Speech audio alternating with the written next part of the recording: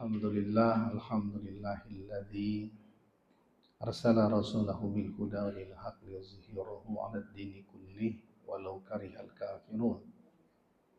Asyhadu an la ilaha illallah wahdahu la syarikalah wa asyhadu anna Muhammadan abduhu wa rasuluhu la nabiyya ba'dah. Allahumma shalli wa sallim wa barik ala nabiyyina wa rasulina Muhammad wa ala alihi wa sahbihi wa sallim ajma'in. Ibu-ibu yang dimuliakan oleh Allah, khusus yang selalu mengingatkan saya, Ibu Cut, ya mudah-mudahan pengurus Cut dan pengurus semuanya sehat walafiat. Alhamdulillah, puji syukur kita panjatkan hadirat Allah Subhanahu wa taala yang dengan rahmat ridhonya kita diberikan kekuatan, kesehatan, dan kita masih terus menjalankan tugas kehambaan kita kepada Allah dan tugas kemanusiaan kita kepada sesama saudara kita. Salawat beriring salam mudah-mudahan senantiasa tercurahkan kepada junjungan kita, Nabi kita Muhammad SAW beserta istri, keluarga, dan sahabat beliau. Ibu-ibu, hari ini kita akan membahas tentang jangan bersedih. Bisa juga jangan takut, jangan cemas. Ya, itu penyakit yang berdampak buruk terhadap kesehatan fisik. Ya, jadi ada dampak buruk dari gangguan-gangguan emosi kita. Saya ingin memulai dari proses penciptaan manusia, ya Bu. Nah, di dalam Al-Quran, di surat Al-Mu'minun, ya, di dalam Al-Quran surat Al-Mu'minun ayat 12 sampai 14. Di sini Allah menjelaskan bahwa proses penciptaan manusia itu dari nutfah. Ya, dari nutfah. Kemudian alaqah. Kemudian mudghah. Nah, apa itu nutfah? Nutfah itu setetes mani, kemudian menjadi segumpal darah, kemudian menjadi segumpal daging, dibalut dengan tulang, dikasih dengan daging, maka jadi manusia yang berbeda. Nah, ini kata Rasulullah 40 hari dalam bentuk nutfah, 40 hari dalam bentuk alaqah, 40 hari di dalam bentuk mudghah. Maka total semuanya adalah 120 hari sama dengan 4 bulan. Nah, ini. Nah, apa yang terjadi setelah 4 bulan, ibu-ibu? Yang terjadi setelah 4 bulan adalah Allah tiupkan ruh. Allah tiupkan ruh. Ya. Fa iza sawaituhu wa nafakhtu fihi mir ruhi. Al-Hijr ayat 29. Al-Hijr ayat 29. Ayat 19. 29 atau 19 deh. Fa iza sawaituhu wa nafakhtu fihi mir ruhi. Setelah aku sempurnakan ciptaanku, maka aku tiupkan ruh. Ya, setelah aku sempurnakan ciptaanku, aku tiupkan ruh ciptaanku. Artinya setelah ibu-ibu di dalam kandungan bapak, dalam kandungan ibunda kita 4 bulan, Allah tiupkan ruh. Ini dia. Allah tiupkan ruh. Nah, di dalam surat An-Nahl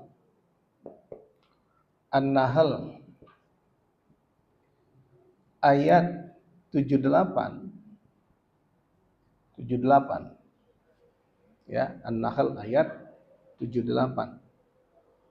Wallahu akhrajakum min butuni ummahatikum la ta'lamuna syai'an. Allah keluarkan kamu dari rahim ibumu tidak tahu apa-apa.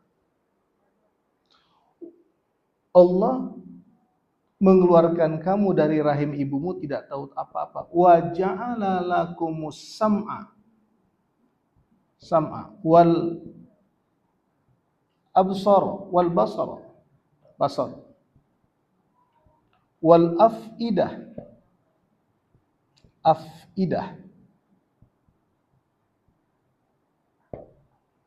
Apa kata Allah? Ibu-ibu, ketika kamu keluar dari rahim ibumu, kamu tidak tahu apa-apa. Allah berikan kamu pendengaran, Allah berikan kamu penglihatan, Allah berikan kamu hati, hati, agar kamu bersyukur. Nanti ayat yang serupa yang menyebut afidah itu banyak. Ya. Nah, artinya apa? Artinya bahwa ketika Allah tiupkan ruh,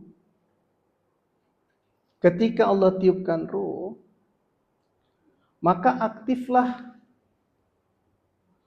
afidah kita. Aktiflah hati kita. Jadi kalau begitu, kenapa Allah katakan aktif hati kita? Karena di Al-A'raf ayat 172. Al-A'raf ayat 172. Ya. Al-A'raf ayat 172. Sebelum ruh ditiupkan, Allah mengangkat sumpah kepada ruh ibu. Jadi ruh kita sebelum ditiupkan ke jasad kita, ruh kita pernah bersumpah kepada Allah, alastu bi rabbikum, bukankah aku adalah Tuhanmu? Jadi ruh kita itu bersumpah dulu kepada Allah sebelum ditiupkan ke jasad kita. Bukankah aku adalah Tuhanmu? Maka ruh kita mengatakan, qalu bala syahidna. Al-A'raf ayat 172. Kami bersaksi ya Allah, Engkaulah Tuhan kami. Maka yang pertama mengalami kecerdasan bukan ini, tapi yang mengalami kecerdasan adalah ini. Ya. Karena apa? Ruh itu ditiupkan oleh Allah ke jasad kita, maka aktiflah pendengaran kita, aktiflah penglihatan kita, aktiflah afidah kita, hati kita. Berarti kecerdasan itu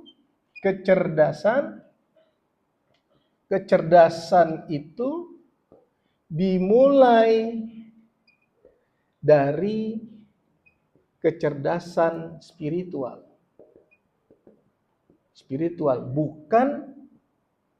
Bukan intelektual. Kenapa? Karena kita sudah kenal Allah di alam ruh. Karena ibu-ibu sudah kenal Allah di alam ruh. Berarti kecerdasan itu bukan ini, tapi ini. Maka kalau ada dokter di sini,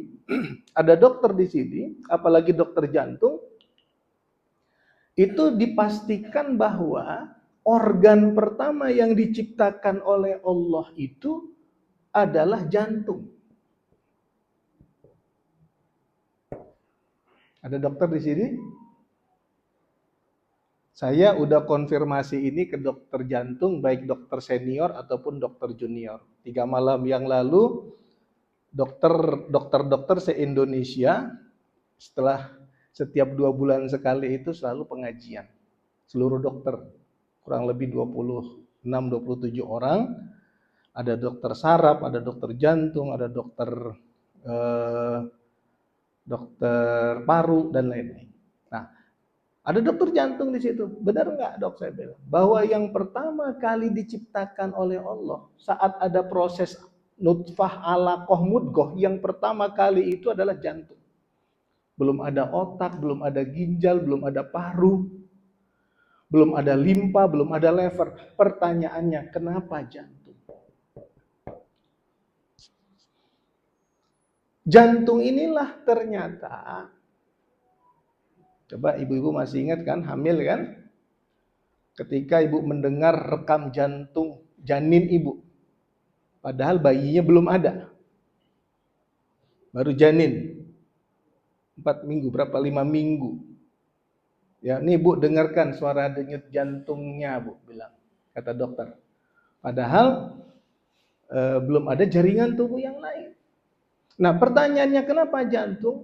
Karena setelah 120 hari ke sini nih, ketika nih mana ruh bersumpah tadi nih. Ketika ruh bersumpah kepada Allah, ruh ditiupkan Allah ke tubuh kita, jantung bertambah fungsinya menjadi qalbu atau menjadi fuad. Afidah tadi tuh, Bu.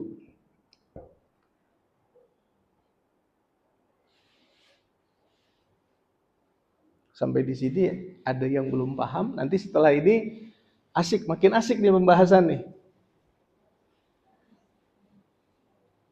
Perlu diulang, cukup. Ulang. Waktu ibu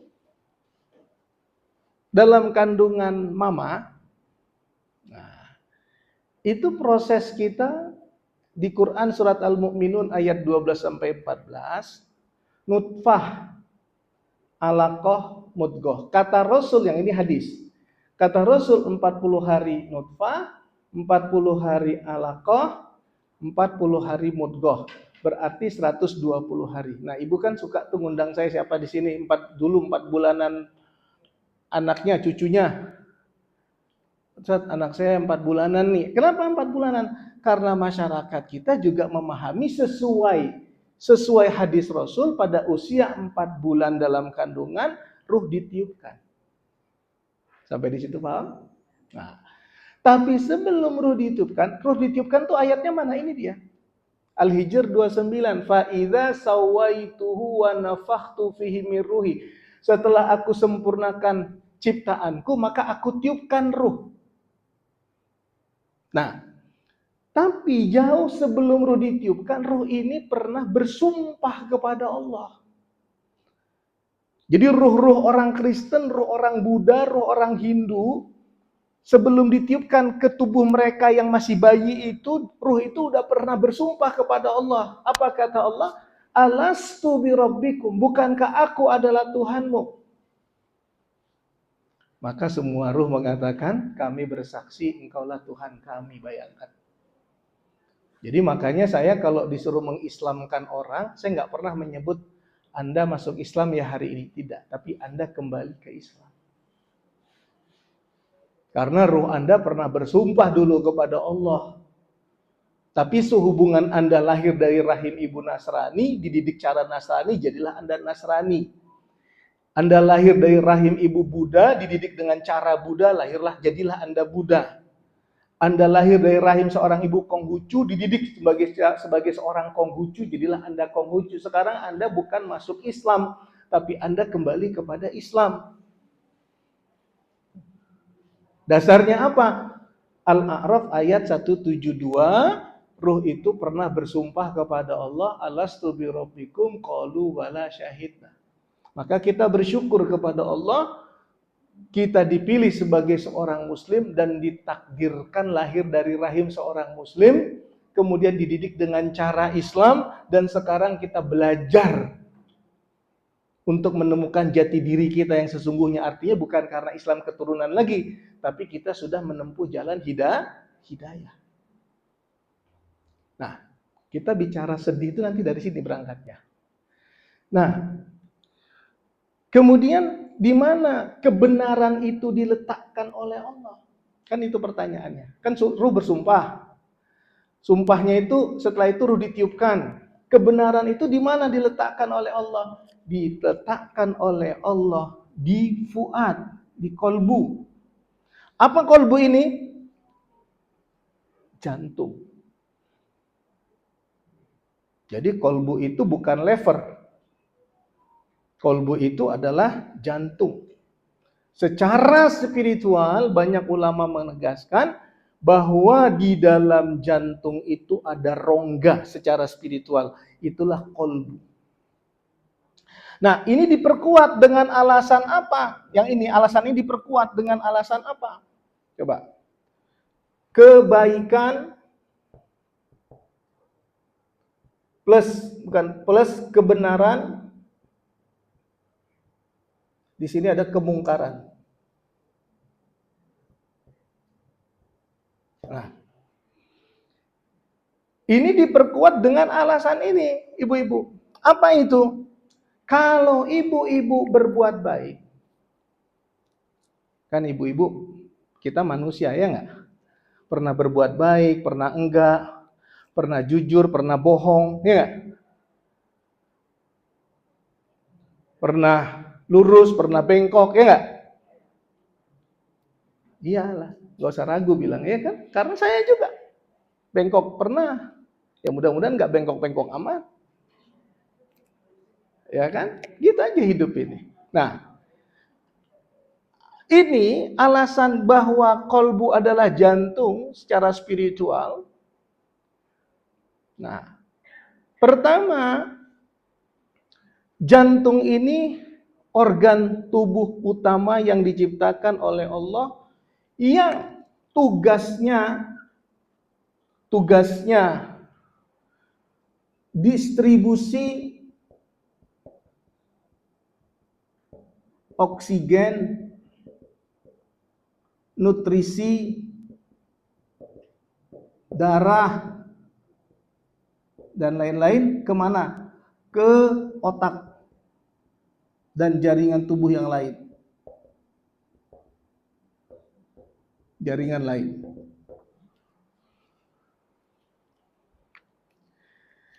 Maka yang diciptakan oleh Allah itu organ utama, jantung itu. Nah, maka kalau jantung ibu begini, stabil, pernah lihat di monitor gitu, stabil, berarti distribusi oksigen, darah, nutrisi ke otak stabil. Tuh. Tapi kalau jantung ibu nggak stabil,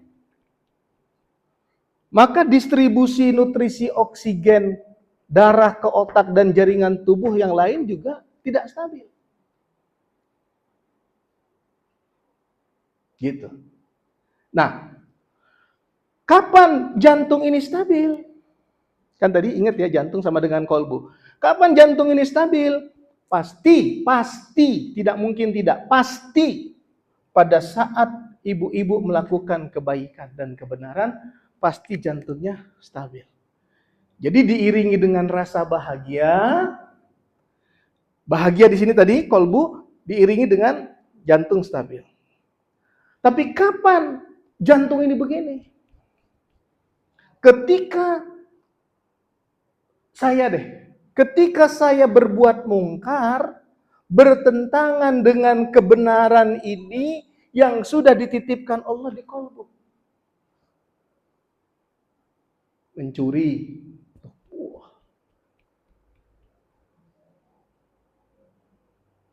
main perempuan, bergibah, fitnah orang, dendam, amarah, benci, kesel, sebel, muak, lihat orang. Wah. Makanya kesehatan jantung itu berhubungan dengan kesehatan kolbu. Terutama gangguan aritmia jantung. Makanya kalau ibu ke dokter, sebelum periksa ke ruang dokter, ke suster, periksa darah, Bu, tadi macet, ya bikin kesel, bikin sebel, ya istirahat dulu Bu 10 menit. Karena apa? Sekesel sebelnya itu terlihat dari Sepakat kan? Sampai di sini sepakat ya? Sepakat. Nah, berarti kalau ibu, saya kasih contoh nih. Ini emosi, hati. Hati ini tempat menyimpan emosi. Kalau ibu di sini cemas, tema kita hari ini sedih, takut, resah, was-was.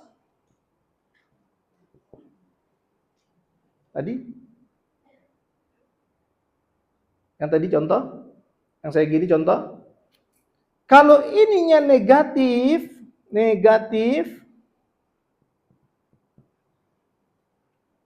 maka emosi nih.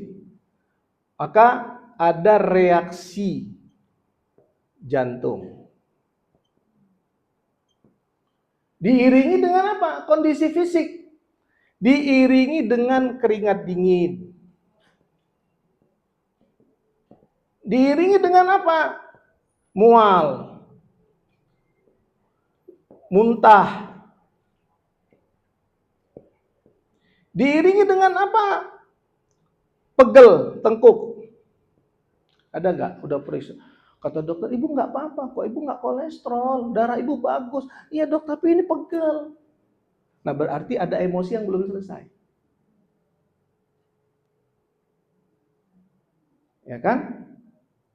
Saya dulu periksa darah iya, USG iya, periksa jantung iya. Adik ipar saya bilang, bang jantung abah bagus kok bang, gitu segala macam udah iya.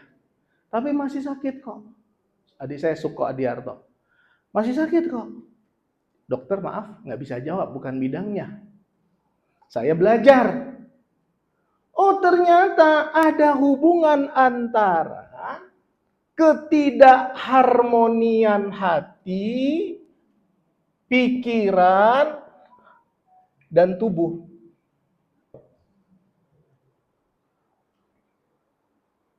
Contoh, nih nyambung ke sini, lihat. Berarti sedih, judul kita hari ini sedih kan?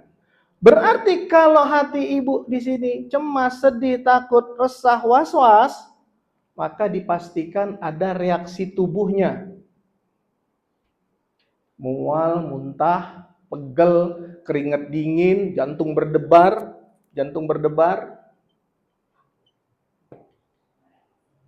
Pertanyaannya, coba contohnya kapan ini?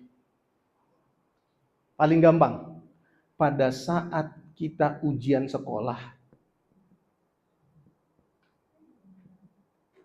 Betul tidak? Ujian sekolah berapa lama? 1,5 jam.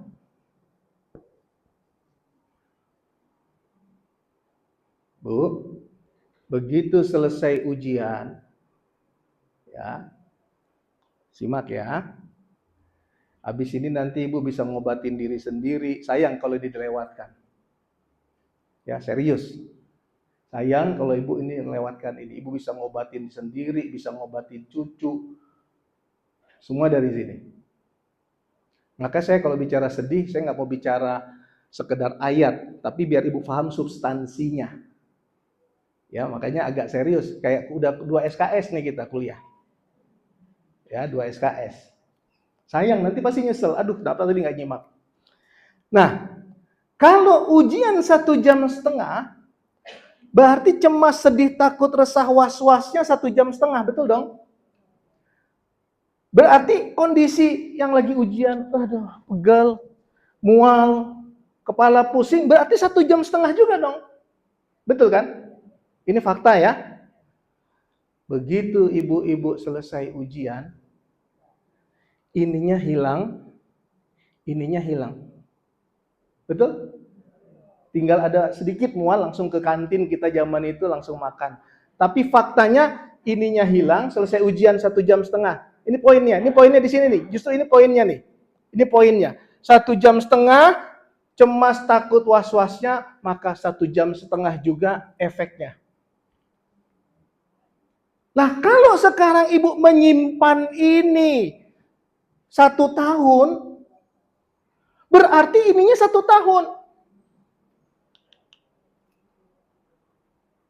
Kalau ibu menyimpan ini 5 tahun, berarti makanya kena asam lambungnya bertahun-tahun. Kalau ibu menyimpan ini dari gadis, berarti kanker. Berarti autoimun.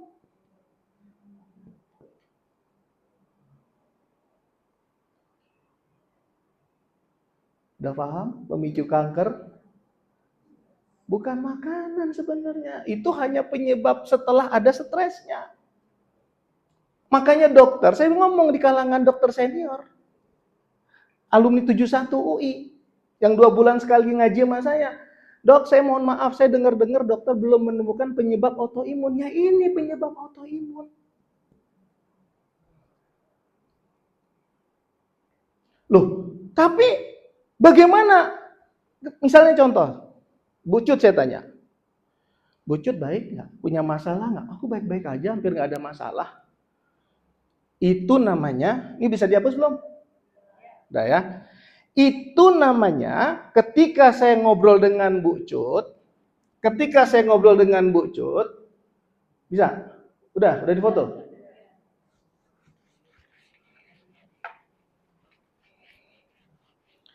Nanti kalau lengkapnya ada bukunya Bu ya. Bukunya lagi dicetak, 3 minggu lagi baru selesai. Ada 2 buku itu. Nanti tinggal Bu Cut aja pesen. Ini namanya apa tadi? Saya ngomong apa tadi? Ada. Bu Cut. Ah? Oke, itu dia poin. Saya suka blank ini kalau udah.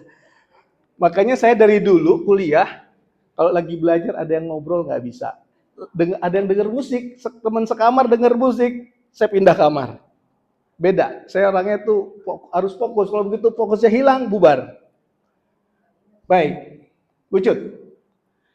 Tadi waktu saya ngomong sama Bucut baik. Kata Bucut, saya baik-baik aja, saya nggak punya masalah. Itu namanya Bucut dalam konteks pikiran sadar. Pikiran sadar itu apa? Ya pikiran. Cara kerjanya gimana? Memahami, menganalisis, mengkomparasi,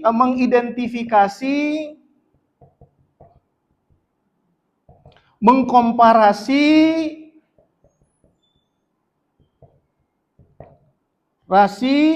memutuskan.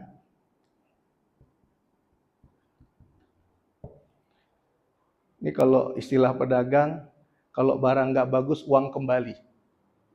Kalau materi hari ini nggak bagus, uang kembali kira-kira. Garansi tuh, pedagang gitu ya. Bercanda. Lihat Bu, ini pikiran.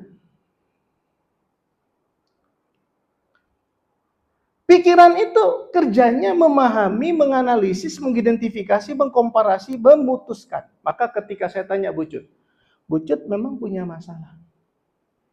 Enggak, aku nggak punya masalah.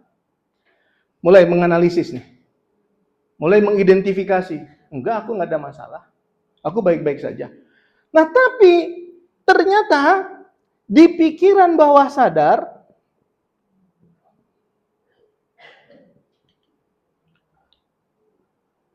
ini adalah kolbu, ternyata ada.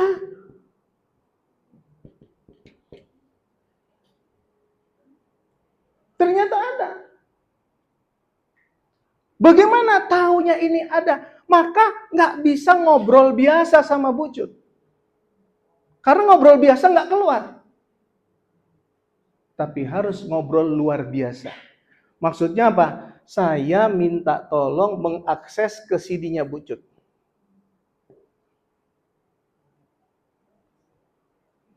Ibu sering kan gini kan, Ustadz, kenapa ya barang hilang itu suka ketemunya lagi sholat ya? Ada kan sering pertanyaan gitu di pengajian. Kenapa? Karena lagi sholat itu gelombang otak kita turun ke alfa. Contoh gini, kalau ibu mau pergi keluar kota, sering. Pergi keluar kota, beres-beres koper, kunci koper, kuncinya ditaruh, habis itu, aduh tadi kunci di mana lagi?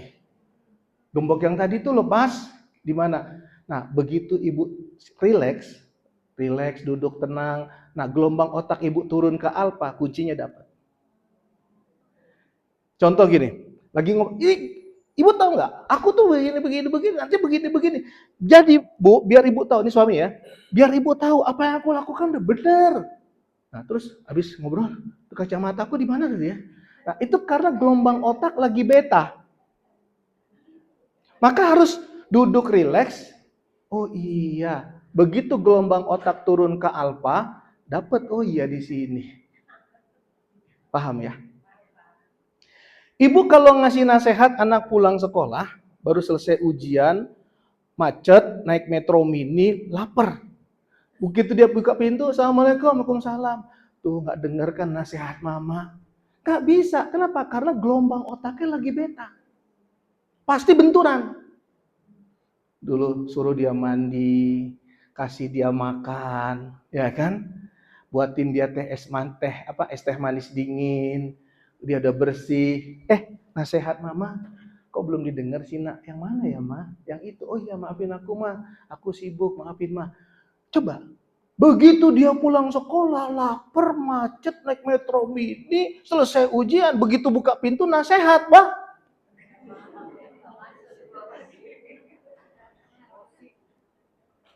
Ibu minta uang bulanan sama suami sama, jangan gelombang otaknya lagi sibuk.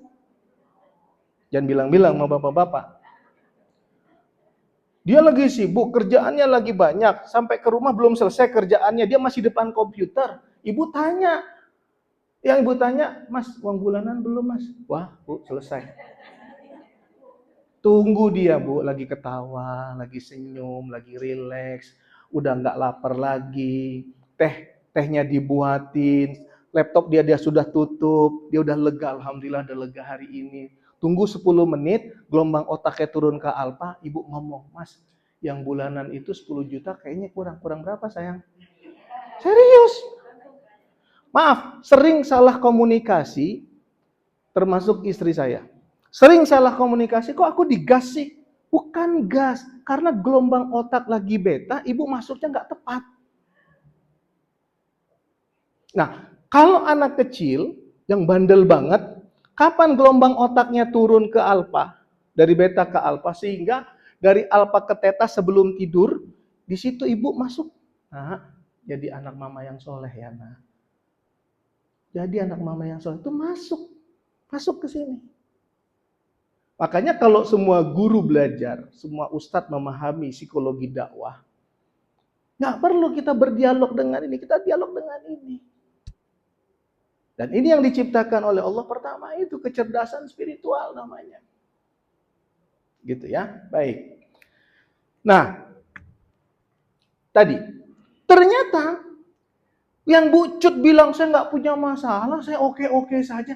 Ternyata di sini ada masalah, Bu. Di lapisan-lapisan pikiran bawah sadar Bu Cut. Apa itu? Misalnya, umur 5 tahun pernah dibully. Umur 10 tahun pernah kurang mendapatkan keadilan karena kakak adiknya disayang, dia enggak. Umur 15 tahun kakak adik diajak keluar kota, dia enggak, ditinggal. Umur 20 tahun, dipaksa nikah dengan bukan pria pilihan. Nah, ini dalam bahasa psikologi namanya luka-luka batin.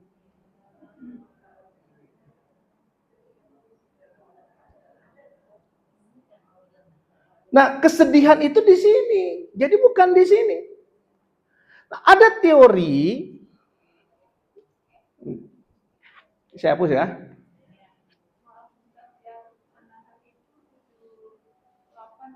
7 mana? 78 ya. Kenapa, Bu? Udah, oh ya. Saya hapus ya.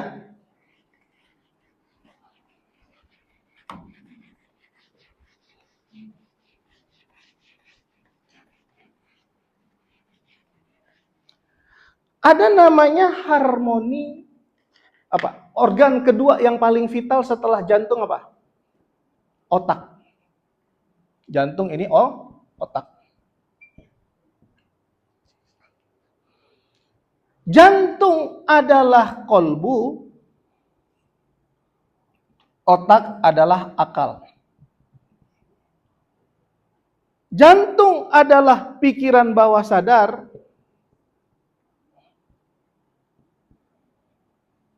otak adalah pikiran sadar. Jantung adalah pusat perasaan, otak adalah pusat pikiran.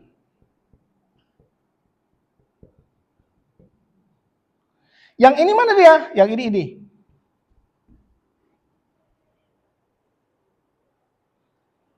Nanti ngobatin diri sendiri ya. Yang ini sama dengan ini. Nih. Yang ini yang mana? Yang ini. Nih. Maaf, yang ini.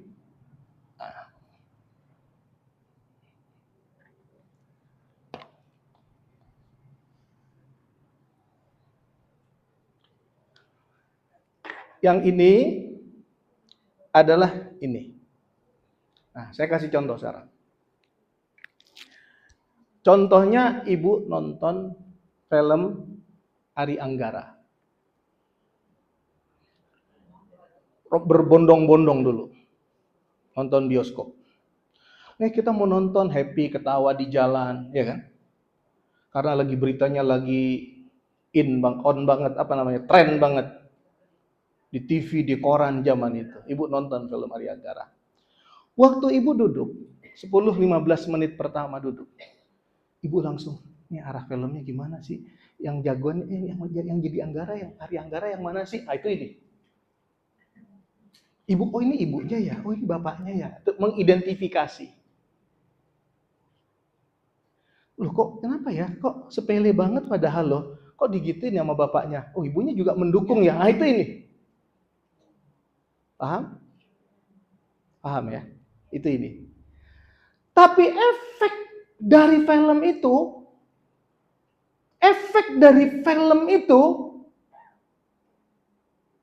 itu adalah ini. Ini. Yang tadi saya bilang, Bucut ngalamin ini tadi. Efeknya itu adalah di sini. Jadi pikiran sadar ini, pikiran bawah sadar ini. Nah, ditambah lagi di otak itu, Bu, bagian otak ada namanya amigdala. Ini nggak usah diingat, ini agak istilah aja. Ada hipokampus. Ada hipotalamus. Ada sistem limbik. Ini tambahan aja, sekedar tambahan. Nah, luka-luka kecemasan, ketakutan, kalau pusatnya ada di sini, di kolbu, di otak ada di amigdala sini. Menyimpan cemas, takut, ada di situ. Di amigdala. Trauma beratnya disimpan di hipokampus. Contoh,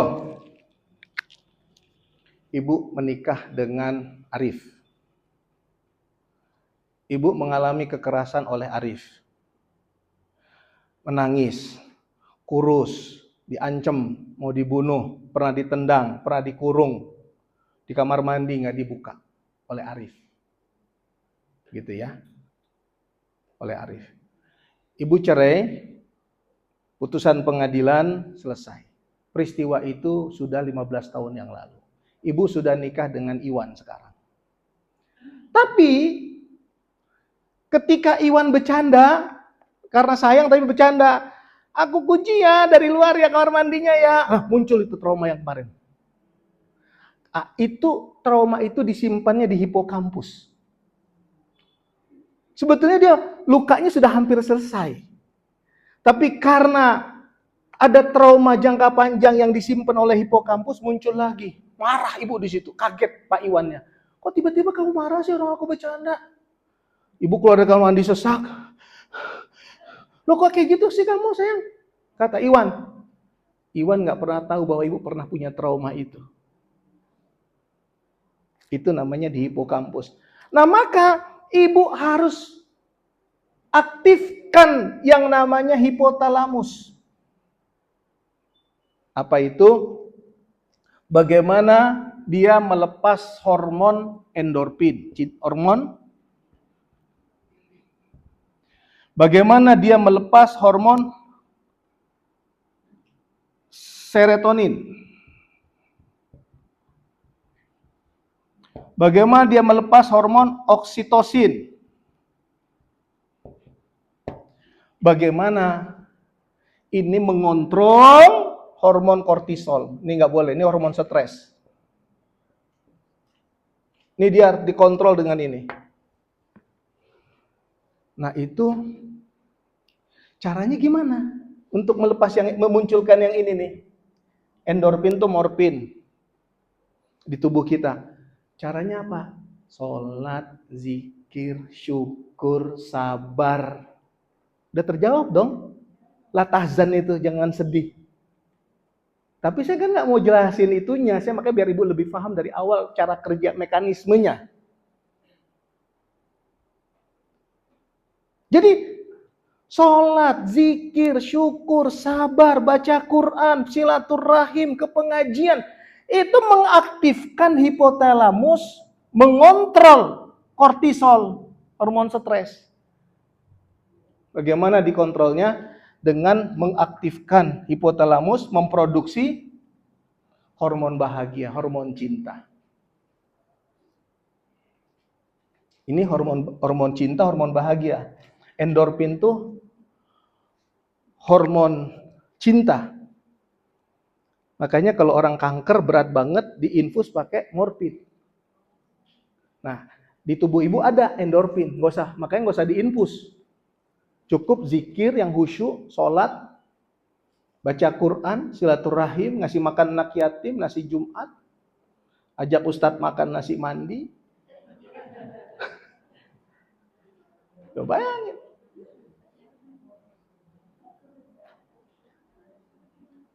Nah, oke. Paham sampai di sini? Saya balik ke Ari Anggara. Oke, saya bilang 2 SKS. Kalau ibu nonton film Ari Anggara,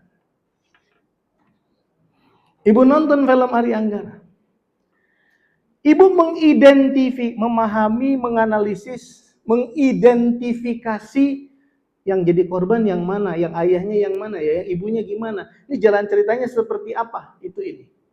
Apa namanya? Pikiran sadar. Apa namanya? Otak. Dan seterusnya. Tapi efek film itu di sini. Saya kasih contoh. Saya nonton waktu itu. Keluar nangis kan saya. Saya keluar nangis. Saya keluar. Kenapa? Karena sedihnya sudah masuk. Rekam peristiwanya sudah masuk ke dalam di sini. Di sini saya aktifkan prefrontal cortex namanya. Saya bilang, itu kan cerita nggak umum, cuman Ari Anggara doang.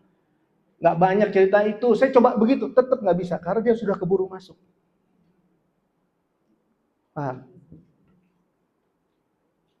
Ibu, ini cara kita ngelola hidup kita, emosi kita. Gini contoh. Ibu pulang dari pasar. Di pasar kebetulan tadi pergi belum sarapan. Yang dicari nggak ada. Pas dapet uangnya udah nggak cukup. Ada yang lain uangnya nggak cukup. Telepon suami nggak diangkat-angkat, minta dijemput. Akhirnya ibu bawa barang belanjaan naik Gojek. Gojeknya sempat hampir kesalip mobil. Hampir. Ibu dak-dikduk. Oke? Nah, itu coba ibu bisa bayangkan peristiwa itu membuat cemas, resah. Betul? Di sini ya, udah masuk nih. Udah masuk nih. Padahal secara realita tidak terjadi apa-apa. Ibu baik-baik aja, ibu sehat. Tapi karena sudah masuk nih. Set dari dalam, cemas, takut, was-was. Ibu sampai rumah ngebel pintu. Nggak dibuka. Mbak di rumah lagi masak. Api lagi hidup. Secara logika ibu benar. Oh, kalau ibu lagi sehat. Api lagi hidup, dia harus fokus, benar. Tapi pada saat itu ibu marah-marah. Kenapa sih lama banget buka pagar kamu? Mbak bilang, loh tumben ibu nggak pernah kayak gini. Nah, karena apa? Ibu sudah mengalami luka batin di dalam. Nah, bayangkan kalau peristiwa itu puluhan tahun yang lalu. Waktu ibu SD, SMP, SMA, kuliah. Ibu dipaksa nikah. Bayangkan itu. Nah, maka ini saya diskusi. Ini Bu, saya ngomong ini itu berdasarkan data. Ketemu orang autoimun, ketemu orang kanker. Ketemu orang yang migrainnya nggak sembuh-sembuh, asam lambungnya tahunan. Kalau ditanya punya masalah enggak, tapi begitu dia akses ke sini nih, ada masalahnya. Nah, saya pengen bilang la tahzan. Kalau kita cuma main di teori sini, maka ceramah itu nggak bisa mengakses ke luka batin ibu. Karena lukanya ada di sini. Kalau ibu ceramah masuk sini, keluar sini, nyangkut sedikit di sini. Sementara luka batin ibu adanya di sini. Itu maksudnya. Nah, kalau pakai Al-Quran, gampang. Allah menjelaskan dalam Al-Quran. Surat Ali Imran 139.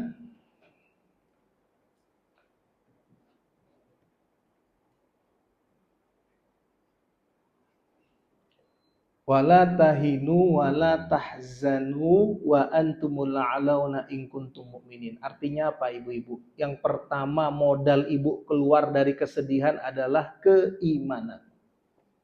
Gak bisa tidak.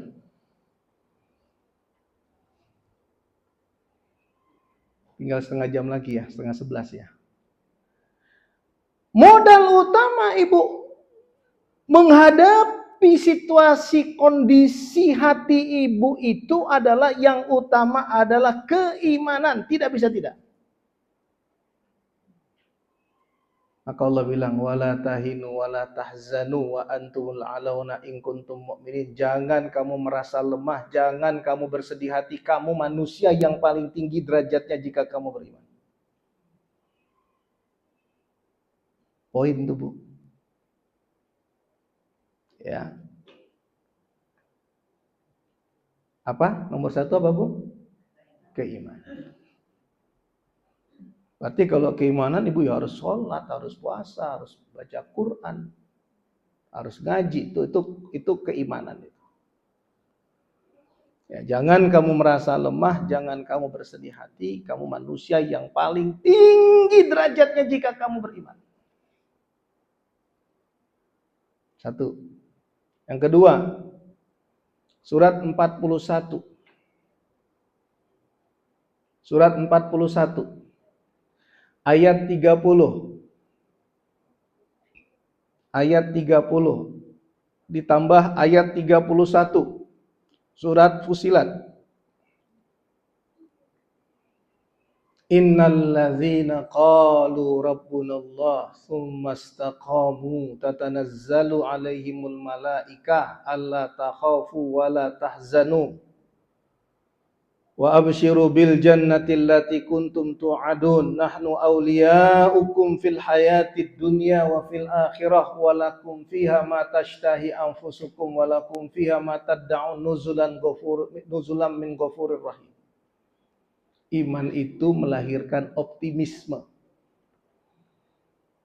Iman ibu-ibu itu melahirkan optimisme. Ayatnya ini Sesungguhnya orang-orang yang mengatakan Tuhan kami adalah Allah, ya istiqomah. Istiqomah itu dia jalankan perintah Allah, dia jauhi larangan Allah, itu namanya istiqomah. Maka Allah mengatakan malaikat turun memberi kabar gembira, jangan takut, jangan sedih. La tahzan. Ya, tema hari ini kan itu. Jangan takut, jangan sedih. Wa absyiru bil jannatil lati kuntum tu'adun. Allah berikan kabar gembira kepada kamu. Hei, hambaku, kami pelindung kamu di dunia dan akhirat. Optimis kan? Kami menjaga kamu di dunia dan di akhirat. Kami kabulkan apa yang kamu inginkan, kami wujudkan apa yang kamu harapkan. Jadi iman itu melahirkan optimisme.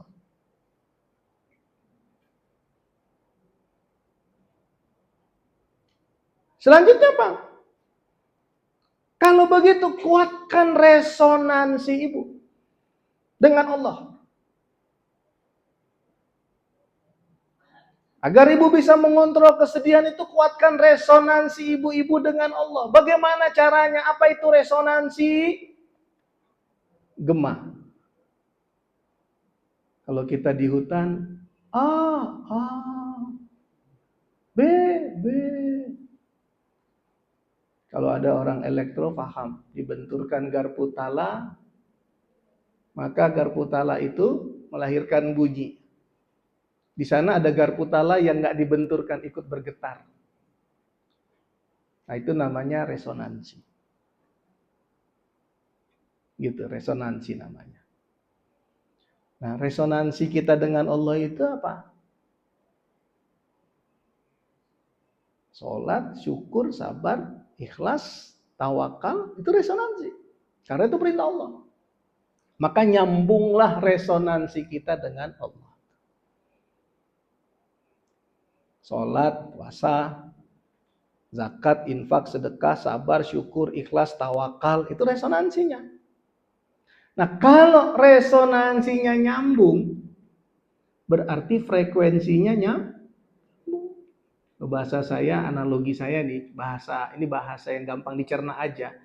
Kalau kita mau cari El Sinta, kita harus di 900 FM.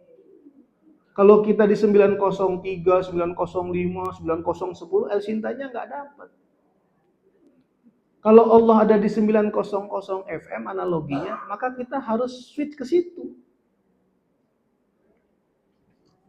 Nih Bu, FM 900, 901, 902, 9 sekian ya, terus ya, Bang. Ibu nyarinya ini.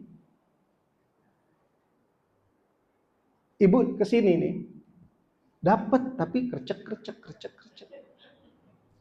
Ibu lari ke sini, makin kercek. Ibu lari ke sini, dapat frekuensi yang lain, radio lain. Nah, saya, nggak usah ibu-ibu, saya kadang-kadang bergeser. Allahnya di sini nggak berubah. Saya yang bergeser. Karena apa? Sholat bercampur gibah. Puasa Senin Kamis bercampur arogan. Umroh sering bercampur pelit, sombong. Nah jadi frekuensi saya bergeser. Nah balikin lagi ke sini. Bagaimana caranya? Ikut pengajian. Zikir tengah malam, di sepertiga malam, sholat tahajud, baca Quran, geser tuh frekuensinya. Nah yang paling berat Allah di FM, kita di AM. Dicari di sini nggak akan dapat. Maksudnya apa? Pezina, pencuri, koruptor, arogan, egois, pelit, nggak disukai tetangga, itu udah pasti di AM. Nah dia nyari Allah nggak ketemu frekuensinya, karena resonansinya nggak dapet. Nah ibu masih punya modal, resonansinya ada, sholat, puasa, ngaji, sabar, ikhlas, syukur, itu resonansinya masih ada. Tapi frekuensinya suka bergeser. Kenapa? Bu, itu tetangga. Iya, itu bener-bener orang. Udah bergeser. Gitu. Nah, ibu kuatkan resonansinya. Kalau resonansinya kuat, frekuensinya kuat, indikatornya apa? Indikatornya luka-luka batinnya kerilis. Makanya tahajud, duha, baca Quran dengan faham ayat ya, jangan cuma baca, faham ayat, zikir dengan faham yang dizikirin. Luka-luka batinnya kerilis. Tapi videonya nggak bisa hilang. Videonya nggak bisa hilang. Saya tahun 19, ini ada di buku saya. Cerita ini semuanya ada di buku saya, di 2 buku itu. Halamannya 300 halaman. Tapi nggak bosan bacanya insya Allah. Pasti ibu kalau udah baca pengen nerusin bacaan. Daripada nonton drakor, nungguin film drakor, mendingan baca buku. Itu Bu. Saya tahun 1981 diantar uak saya ke pesantren. Oh, sebentar. Saya tahun 1968 lahir. Ini coba ibu pelajari nih. Cerita saya ini ibu ambil, ibu pelajari.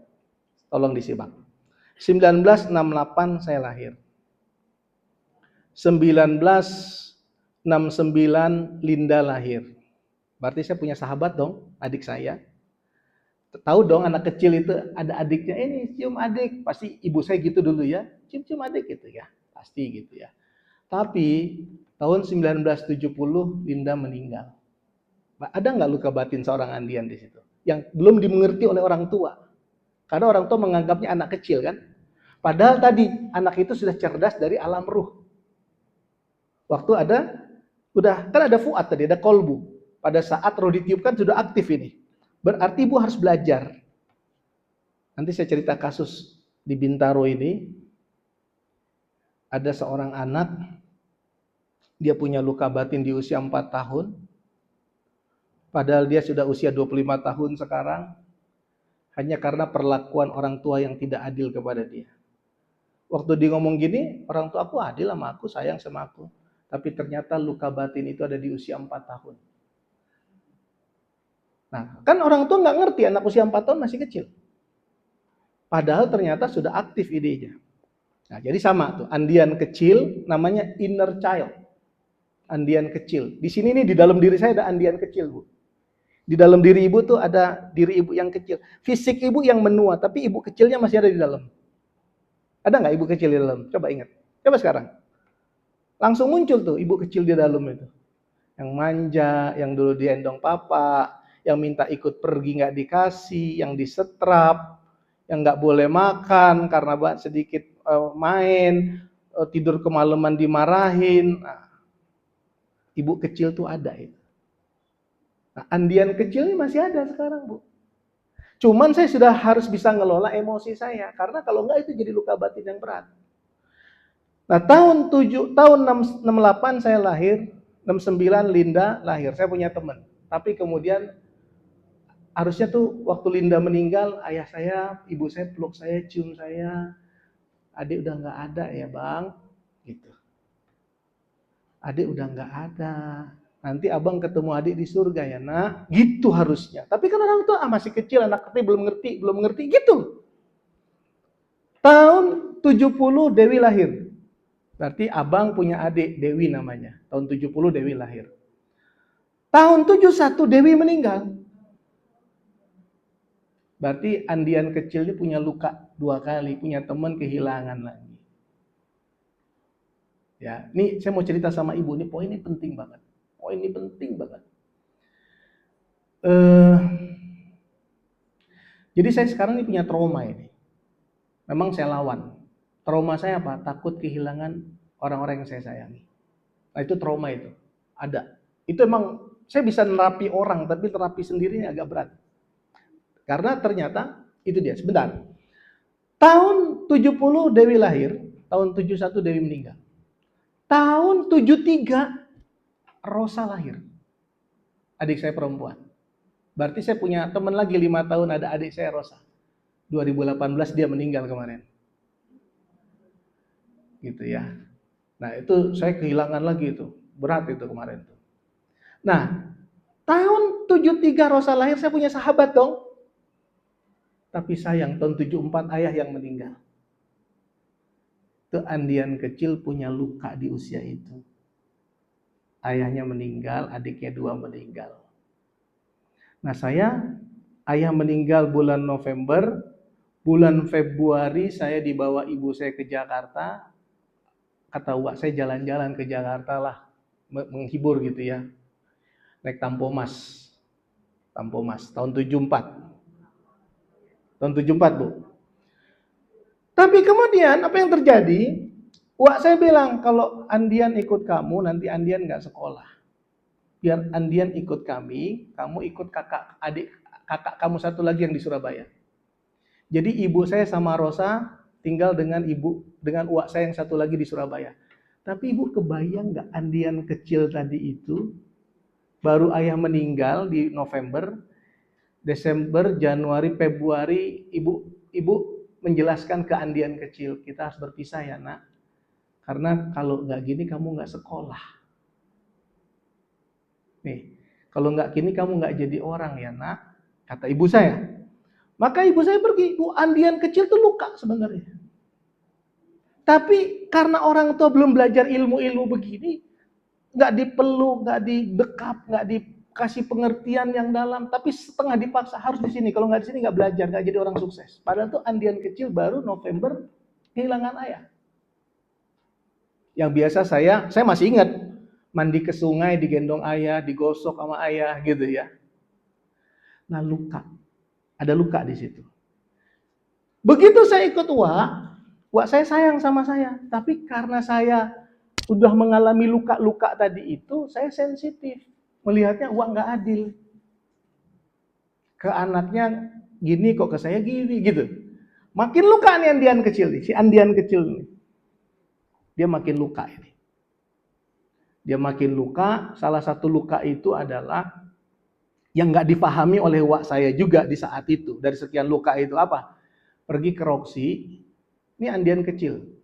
Ada di sini semua datanya. Video yang saya bilang nggak bisa hilang. Videonya kerekam. Pergi ke Roxy, ke studio foto, kita pas foto untuk sekolah, kemudian Wak saya, suami istri sama anaknya 4, Andian kamu di sini dulu ya, di depan studio duduk. Wak sama anak-anak foto keluarga. Foto keluarga. Maka 2 hari kemudian foto itu jadi di dinding rumah, maka saya lihat kok nggak ada saya di situ. Nggak ada Andian di situ. Luka lagi nih si Andian kecil ini. Singkat cerita, banyak tuh luka-luka kecil itu. Saya nggak bisa cerita semua, karena nanti kalau masuk video jadi gawat, salah paham orang. Singkat cerita, tahun 81 datang. Ibu saya datang dari Surabaya, Andian, ibu mau kamu ke pesantren. Saya bilang, saya mau ikut ibu. Saya nggak mau ke pesantren. Saya rindu ibu. Ibu saya kasar sama saya sempat. Dia pukul saya. Belum paham, harus ke pesantren. Akhirnya Andian kecil luka lagi nih, malam itu. Ini inget saya nih, inget semua ini. Videonya lewat nih. Akhirnya saya ke pesantren. Tahun 81. Namanya Pondok Pesantren Wali Songo Ngabar. Tahun 81. Baru 3 hari, belum jadi santri utuh, belum dengar peraturan-peraturan, Andian umur tamat SD berapa ya? 12 tahun nyuci baju. Di jam 10, jam 11, dengar azan di masjid. Andian telat. Sholat ke masjid. Malam-malam dipanggil sama pengurus. Siapa yang tadi telat ke masjid? 3 orang. Seingat saya namanya Asep Safril gitu ya. Itu lagi reuni kemarin nih. Reuni ini masih ingat ceritanya di teman-teman saya itu. Karena videonya masih ada.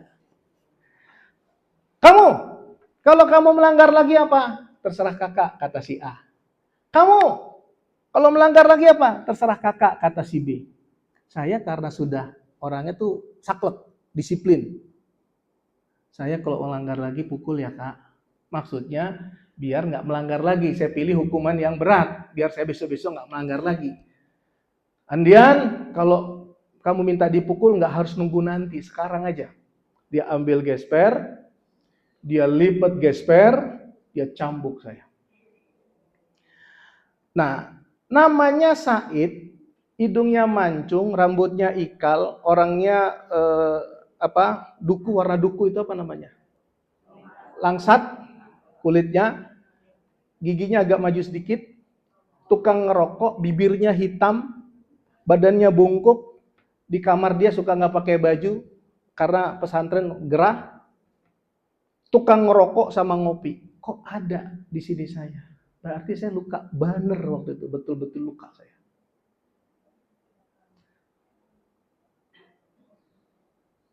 Beberapa bulan kemudian, saya kehabisan uang. Saya tahu ibu saya nggak kerja, nggak punya uang. Saya nggak berani minta nulis surat ke ibu minta uang. Mau minta sama uang, saya punya perasaan itu bukan ibu kandung saya. Nangislah saya di pojok masjid hari Jumat. Saya nggak punya uang, nggak punya pegangan. Saya berdoa di situ. Habis Jumat sepupu saya yang dari Gontor datang. Dapat uang nih 5.000. 5.000 waktu itu kurang lebih sekitar 150 atau 200 ribu sekarang lah.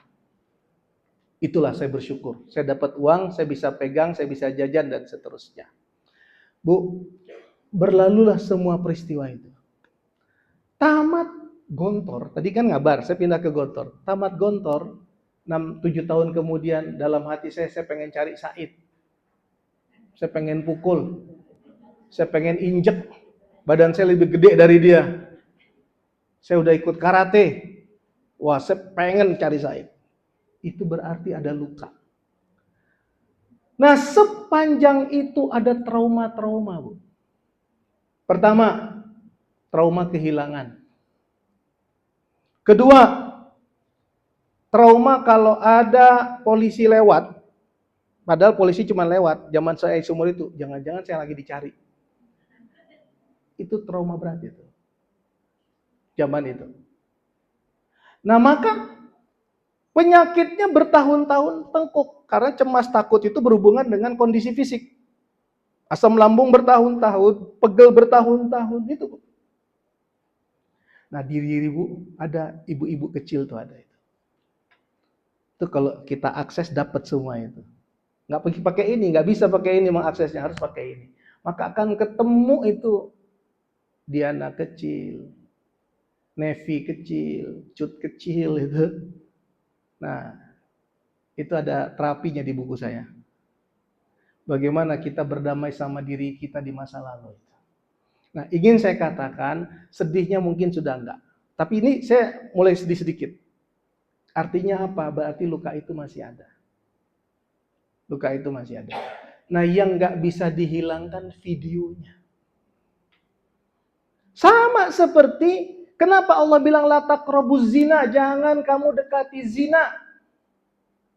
Udah jadi orang soleh, 5 waktu ke masjid, sudah jadi pendakwah, sudah jadi orang baik, sudah ngebimbing umroh, sudah jam terbang dakwahnya tinggi, tapi dia pasti masih ingat ke hotel pertama kali sama siapa, jam berapa, hotelnya di mana, cara buka baju perempuannya seperti apa, itu videonya ada.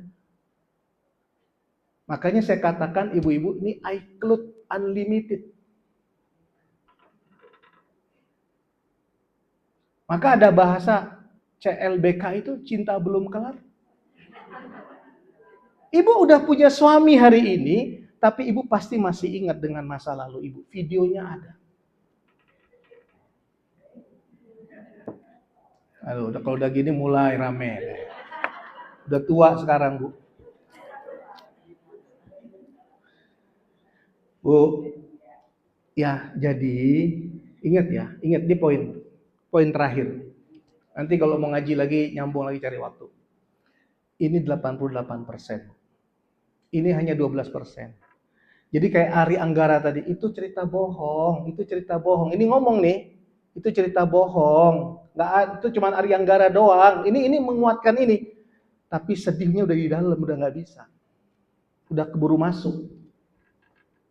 Contoh, ibu nonton film, iseng, jam 10 nggak bisa tidur, nonton TV nggak bisa tidur, buka TV. Film apa nih? Kok keren nih?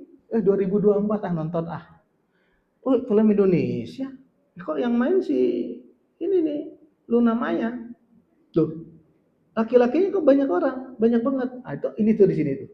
Tuh di sini tuh mainnya. Ya, di sini ingat ya. Oh, ya Suzana, kok didandanin gini Suzana? Kok musiknya aneh, serem. Itu ini. Oh ya Allah, si Luna Maya jadi Suzana. Mirip banget teh lalatnya di sini. Gitu ya. Oh, jadi Suzana. Udah keburu enak nih nontonnya nih. Set mati, selesai episodenya. Set mati. Gak berani ke dapur. Aduh, gak berani nyuci pagar, mau meriksa pagar gak berani. Aduh, ada suara apa lagi tuh di atas. Aduh. Bu, ibu lawan nih, ibu lawan. Tadi kan gue gak apa-apa sebelum nonton. Dilawan pakai namanya prefrontal cortex itu. Ibu aktifkan itu. Otak kebijaksanaan. Itu kan nggak ada, itu cuma cerita. Tetap ibu nggak berani. Kenapa? Karena takutnya sudah masuk di sini. Nah, Bu, tolong Bu, mulai hari ini jangan suka nyakiti orang. Ya, seorang anak, tukang marah. Ayahnya bilang dia, Irfan sini. Ayah lihat kamu suka marah-marah. Ya, sebel aku ayah. Nih, aku kasih 30 paku. Setiap kamu marah, kamu pergi ke belakang rumah, kamu tempel paku ke pohon. Pokoknya setiap kamu marah, kamu tempel paku itu ke pohon. Jadi selama 30 kali marah, 30 paku sudah nempel ke pohon. Suatu saat dia tobat. Dia bilang sama ayahnya, ayah, aku mau berhenti marah. Aku berusaha pengen berhenti marah. Aku berusaha. Kata ayahnya, baik, PR kamu, setiap kamu bisa ngontrol marah kamu, sekali kamu bisa kontrol, cabut paku itu. Sampai 30 kali kamu bisa kontrol, berarti 30 paku sudah tidak nempel di pohon. Akhirnya dia bisa ngontrol marahnya, dan dengan bangga dia bilang ke ayahnya, ayah, alhamdulillah, oke, aku udah bisa mengontrol marah aku. 30 paku sudah tercabut dari pohon ayah. Alhamdulillah, kata ayahnya. Tapi nak, coba lihat paku-paku itu nak. Sisa-sisa paku di pohon itu meninggalkan bekas-bekas. Artinya, walaupun kamu sudah meminta maaf kepada orang yang kamu sakiti, luka itu masih ada di hati mereka. Nah, itu yang kita lakukan sekarang. Ya, kalau kita suka nyakiti orang, sisa-sisa ucapan, sikap kita itu meninggalkan lubang-lubang di hati orang itu. Nah, sama. Kita sekarang kita alami yang tadi luka-luka itu ya lubang-lubang itu dalam versi yang berbeda tadi. Oke, ini pelajaran buat cucu kita, Bu. Kalau kita udah expired. Cucu tuh, kalau ibu punya cucu, ibu datang dari luar, cucu ibu umur setahun lagi main. Cucu ibu yang 2 tahun, 2,5 tahun lagi di situ nonton. Ibu, cucu nenek makin ganteng. Ibu gendong cucu ibu yang 1 tahun, ibu cium-cium. Ibu ngira yang 2 tahun gak lihat. Ibu ngira yang 2 tahun gak denger. Ibu kira belum paham yang 2 tahun. Itu nanti dia tumbuh besar. Ada perasaan, kok aku nggak terlalu nyaman sama nenek ya. Ternyata ada luka-luka seperti itu. Ibu harus peluk, harus cium juga yang nomor 2 itu, yang nomor 1 itu. Ada suami istri, Bu. Anaknya setiap panas step. Asal sudah panas step anak. Saya bilang, sini kamu. Kebetulan saudara, sini kamu. Apa bang? Kamu ya, tahu nggak kamu? Marah saya, Bu. Anak kamu step itu karena kamu, saya bilang. Karena kan kalau step lapor ke saya. Kamu anak kamu lahir 1 bulan, kamu anggap dia di situ kayu. Maksudnya di tempat tidur kamu berantem sama istri kamu. Dia dengar, tegang ininya. Dia tegang. Dia dengar tuh, kamu mukul tembok, kamu mukul pintu. Dia dengar itu. Kamu bantah-bantahan sama istri kamu. Kalian anggap apa? Anak kecil belum ngerti. Jangan dikira belum ngerti. Itulah menyebabkan ketegangan jiwanya. Maka setiap panas step. Itu cara kerja tadi tuh, Bu. Makanya yang paling mahal itu jiwa. Pantas Rasulullah bilang dalam satu hadis, ala inna fil jasadi mudghah. Di dalam diri seseorang terdapat segumpal darah, daging. Fa in soluhat soluhal jasadu kulluh, fa in fasadat fasadal jasadu kulluh. Kalau baik daging itu baik kehidupan kita, kalau rusak daging itu rusak kehidupan kita. Apa itu? Qalbu. Apa itu? iCloud ibu-ibu tuh 88% tuh, Bu. Kalau luka udah masuk di situ, ini nggak bisa ngebantah, Bu. Tadi yang saya bilang, itu cuma film horor, bohong, itu rekayasa, cerita berlebihan. Karena horornya sudah masuk ke sini, udah nggak bisa keluar, naik ke atas, ngambil aus, nggak berani ke dapur. Karena dia sudah masuk di sini. Gitu. Udah tahu ya? Menterapi lukanya sudah tahu ya? Jadi cara ibu mengantisipasi sedih, imannya dikuatkan, optimismenya ditingkatkan, resonansi dikuatkan lagi. Ya, resonansinya dikuatkan, banyak menggunakan hati dibandingkan ini, ya. Nah, terus istiqomah di jalan kebaikan dan kebenaran. Yang 6, jangan melakukan perbuatan yang bertentangan dengan nurani. Karena kalau bertentangan jantung kita begini. Makanya ada temuan kemarin, ada jemaah, Ustadz doain saya. Kenapa, Bu? Saya di depan dokter jantung, di depan pintu praktek. Ibu kenapa? Punya masalah apa? Irama jantung saya bermasalah. Ibu udah berapa kali ke dokter? 3 kali. Bu, 10 kali ibu ke dokter, ibu gak akan sembuh. Karena apa? Masalah irama jantung ibu itu bukan masalah fisik saja, tapi ibu menyimpan luka. Ada apa dengan emosi ibu? Loh, Ustadz kok tahu? Ibu punya luka apa? Karena kan begini terus jantung ibu itu, yang belum selesai. Ternyata apa? Anaknya narkoba. Jadi percuma minum obat, kalau penyebabnya nggak diselesaikan. Yang tadi ibu ujian 1,5 jam, cemas, takut, was-was, efeknya ya jantung berdebar, keringat dingin, mual. Begitu selesai ujian, selesai kan? Tadi. Nah, berarti kalau cemas, takut, was-wasnya berbulan-bulan, ya udah ininya berbulan-bulan juga. Sport jantungnya jet coaster, apa? Naik jet coaster ya. Turbulence. Nah, coba kalau turbulence itu. Cemas. Pesawat saya dari Jeddah ke Bahrain turbulence berkali-kali. Pilot bilang, kita coba hindari. Nggak bisa. Akhirnya masuk ke puting beliung itu, Bu. Tahun 2005. Anak saya laki-laki kata istri, jam 2 malam, ayah saya pulang umroh. Kemarin Raka jam 2 tiba-tiba lagi tidur bangkit nangis. Orang lagi tidur nggak ada angin, nggak ada hujan, bangkit nangis. Saya bilang jam 2 itulah pesawat saya berada di lingkaran badai padang pasir. Udah mau itu kurang lebih berapa? Setengah jam menjelang landing. Itu udah menjerit, udah nangis semua orang. Itu apa yang terjadi sininya? Cemas, takut, was-was. Apa yang terjadi fisiknya? Jantung, keringet, tegang. Sepupu saya di sebelah mual. Itu hubungan emosi dengan fisik. Nah sekarang ibu tidak penyebab, nggak punya penyebab, tapi overthinking. Nah, kalau ujian masih oke. Pesawat turbulence jelas. Ini nggak ada angin, nggak ada hujan, nggak ada apa-apa. Penyebabnya apa? Overthinking. Nah, nggak bisa dua. Apa itu? Fight or flight. Fight nggak bisa, flight nggak bisa. Itulah darah tinggi, itulah asam lambung, itulah migrain, itulah autoimun, itulah kanker. Makanya orang kanker rata-rata punya luka batin di masa lalu. Orang autoimun itu punya luka batin di masa kecil, masa remaja. Yang mengendap, dia ngendap. Kalau saya masih bisa cerita, saya dapatnya setelah saya belajar, saya renungkan, iya ya saya masih punya luka ternyata. Gitu. Luka di masa lalu. Maka bagaimana caranya? Tiga nih poinnya.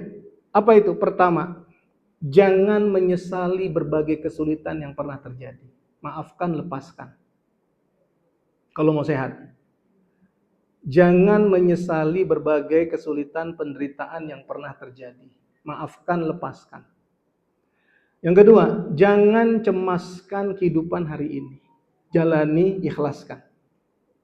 Jangan cemaskan kehidupan hari ini, jalani, ikhlaskan. Yang ketiga, jangan pernah takut dengan hari esok. Karena esok belum pernah terjadi. Apa yang terjadi esok itu di tangan Allah, bukan karena pikiran kita. Jangan menyesali berbagai kesulitan dan penderitaan masa lalu. Maafkan, lepaskan. Jangan cemaskan kehidupan hari ini, jalani dan ikhlaskan. Yang ketiga, jangan takut dengan hari esok. Karena esok bukan milik kita. Itu ada di tangan Allah. Yang terjadi esok nggak akan ada yang pernah tahu. Kalau ibu bisa kontrol tiga itu, ibu bahagia. Cukup ya, udah 10:30 ya. Ada pertanyaan? Ada yang mau bertanya, Bu?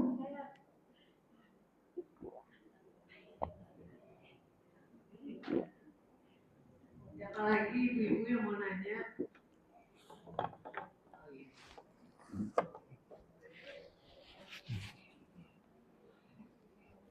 Assalamualaikum Warahmatullahi wabarakatuh.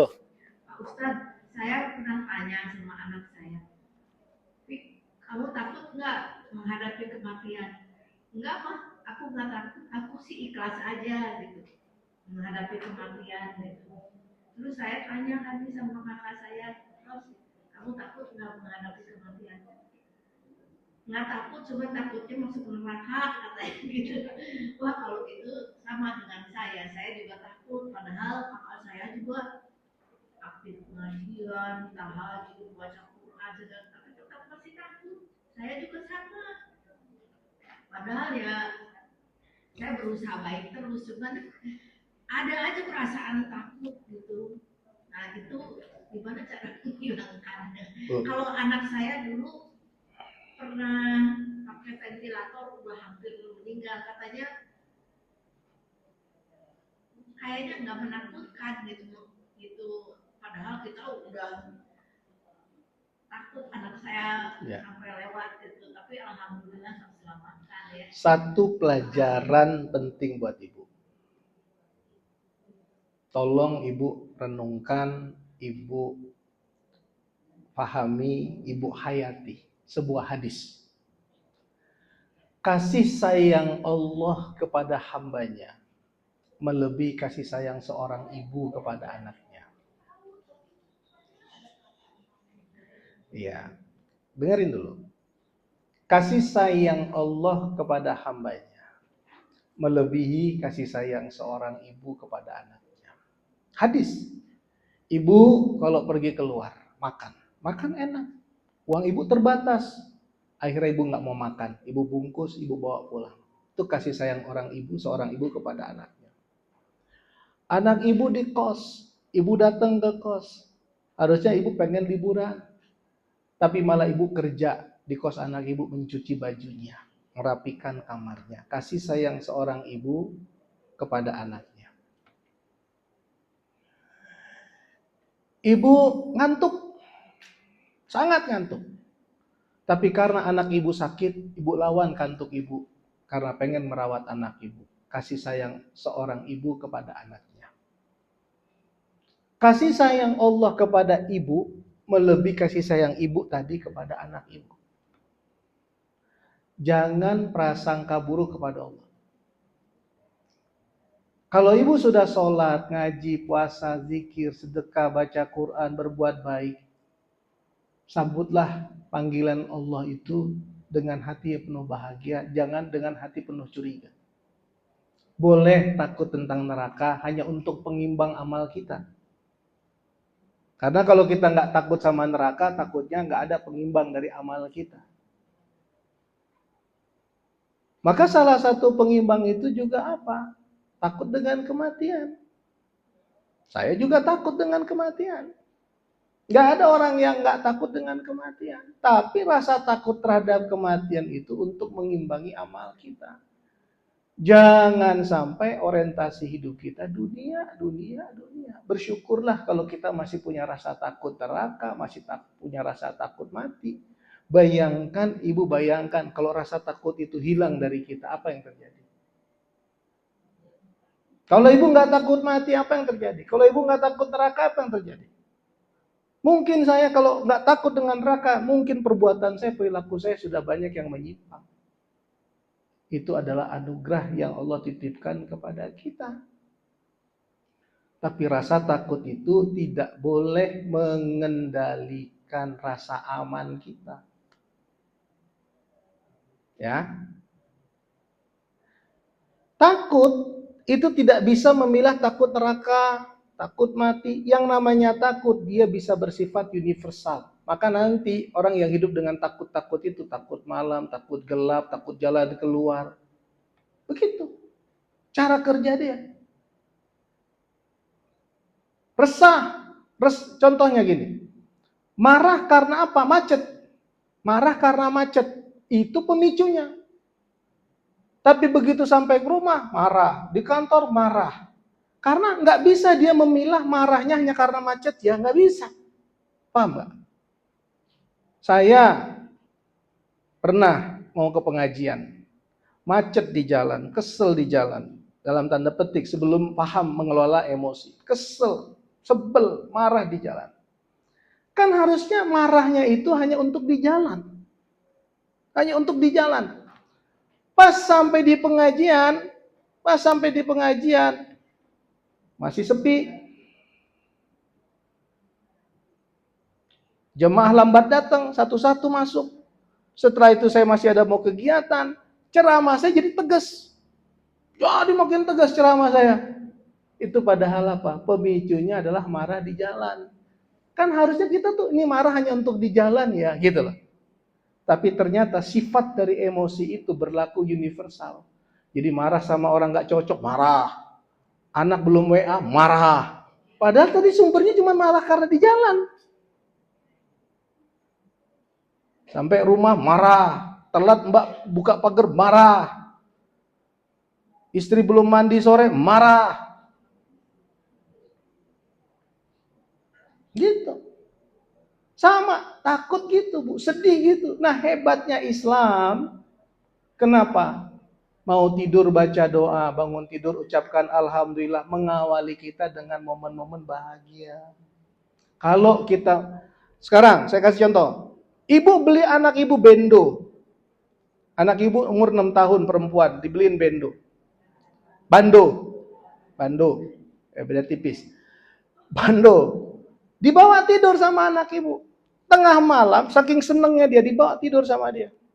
Berarti memori terakhir dia bando. Pasti, tidak mungkin tidak. Begitu dia buka mata di pagi hari, Ma, bando aku mana? Kalau ibu tidur membawa luka, membawa dendam, membawa marah, sampai ibu tertidur, pasti bangun tidur yang muncul dendam, marah itu. Yang muncul takut itu. Makanya ada orang yang gak bisa lepas dari rasa takut. Karena circle kehidupannya penuh ketakutan. Ada orang yang gak lepas dari rasa sedih. Karena circle kehidupannya kesedihan. Muter aja di situ. Nah, hati-hati ya. Bu, belajar terus ya. Ikhlaskan. Ya, ada lagi? Assalamualaikum Ustaz. Assalamualaikum. Saya ini sebelum saya jauh ikut kajian, sebelum saya hijrah itu saya ada satu fobia, yaitu fobia keramaian ya, anak fobia itu, dimana kalau saya di keramaian itu pasti berdebar tantrum gitu, tantrumnya tapi ya karena udah dewasa ya jadi bisa terarah gitu ya Ustaz. Nah, jadi saya coba lawan dengan hadir di keramaian-keramaian itu 1, 2 kali, 3 kali tuh masih belum bisa. Dan terus terang ini sebelum saya bertanya pun saya deg-degan Ustaz. Itu kenapa? Jadi yang mungkin saya kebayang itu ya gimana ya? Ada rasa takut juga sih gitu. Nah, yang saya pernah tanyakan itu apalagi yang harus saya lakukan? Padahal saya sudah zikir, insya Allah ya, insya Allah istiqomah, puasa dan lain-lain yang seperti tadi saran Ustaz. Apalagi yang saya harus lakukan gitu Ya. loh tadi keramaian-keramaian itu saya masih takut dan jujur aja. Tahu nggak penyebabnya? Ya karena saya ada luka batin karena saya korban pelecehan di saat keramaian dan kecopetan. Itu yang membekas dari itu dia. saya gitu. Iya. Jadi nanti di sepertiga malam itu pada saat ibu sujud dalam sholat, itu posisi jantung ada di atas otak. Posisi kolbu ada di atas akal ibu. Pada sujud itu. Maka pada saat itu ibu bilang, ya Allah, pakai bahasa Indonesia tapi dalam hati, nggak boleh sebut. Lagi sujud sholat, nggak boleh.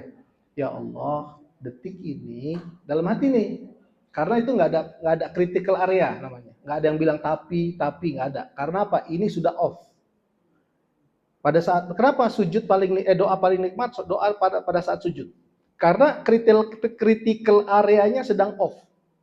Coba kalau lagi nih, ya Allah aku pengen sehat, ya tapi kan jarang olahraga, gitu loh. Itu critical areanya tuh. Ya Allah aku pengen rezeki yang halal yang baik. Allah udahlah jangan banyak nuntut, udah ada rezeki kamu gitu aja udah cukup. Itu critical area. Coba kalau lagi sujud nggak ada itu, hebat itu. Makanya kenapa Rasul bilang saat yang paling indah dalam hidupku saat sholat, saat yang paling dekat aku dengan Allah pada saat aku sujud. Mau sujud terakhir, mau sujud nggak terakhir, itu saat yang paling rendah ibu di hadapan Allah. Itu critical areanya off, pasti. Nggak ada tuh yang bilang tapi, nggak ada tuh. Nah ibu di situ sujud, ya Allah, detik ini, saya melepaskan luka batin saya di masa lalu. Kasih gambaran yang utuh tentang pelecehan itu, hadapi pelecehan itu pada saat itu. Aku mengalami pelecehan, ya Allah. Tapi itu puluhan tahun yang lalu. 25 tahun yang lalu. Hari ini aku memaafkan orang yang pernah melecehkan aku maafkan. Jadi Said tadi itu orang Palembang, tadi belum selesai, itu sama. Said, saya maafkan kamu, saya lepaskan kamu Said. Di mana saja kamu berada, kalau hari ini ketemu sama kamu, saya ingin memeluk kamu sebagai senior saya. Dan kalau kamu sudah meninggal Said, semoga Allah melapangkan kuburmu, menerima amal ibadahmu. Insya Allah aku menjadi sahabat surgamu kalau kita berdua diizinkan Allah bertemu di surga. Jadi kalau saya sekarang ketemu Said, andai kata, Ustadz, saya Said yang dulu yang mukul Ustadz, saya peluk, saya cium dia. Itu untuk merilis luka batin itu.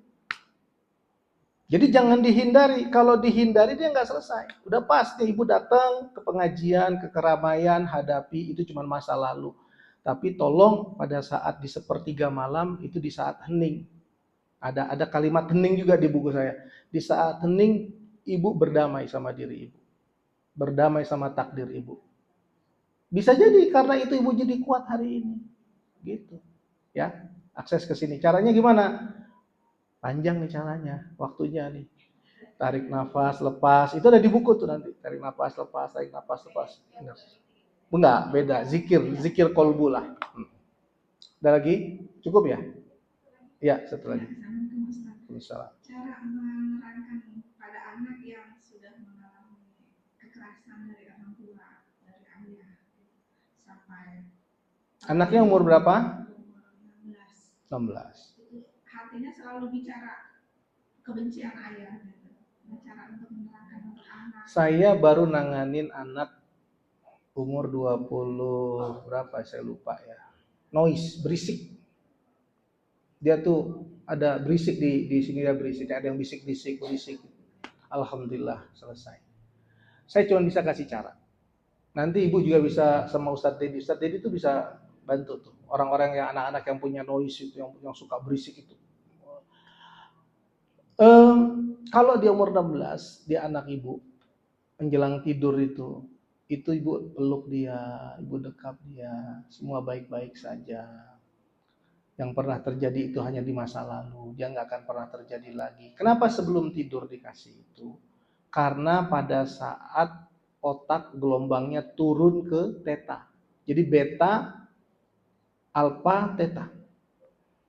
Ingat ya Bu, gelombang otak itu turun dari beta ke alfa ke theta menjelang tidur. Jadi biar riep-riep itu ngomong, mama sayang kamu. Kalaupun dulu pernah terjadi apa-apa sama kamu, maafkan ya sayang ya. Karena dari situ kamu belajar dewasa, Allah sayang sama kamu, Allah cinta sama kamu. Itu pelajarannya. Maka Bu, ini penting juga. Jangan marah sama anak menjelang tidur. Itu bekasnya dalam itu. Ibu akan dikenang nanti. Walaupun ibu udah umur 85, anak ibu nanti umur 60 sekian, dia akan mengenang marah ibu menjelang tidur itu. Bekasnya itu dalam. Ingat, itu karena gelombang otak sedang turun ke alfa ke theta. Ya, jadi kalau agak berat, ibu harus dibantu. Nanti bisa Ustadz Dedi bisa nanganin tuh, bisa bantu dia. Dia apa ya namanya ya? Dia terapis ini. Nah, bisa bantu ibu itu. Ya. Boleh, satu lagi boleh. Boleh nggak Bu Ermi?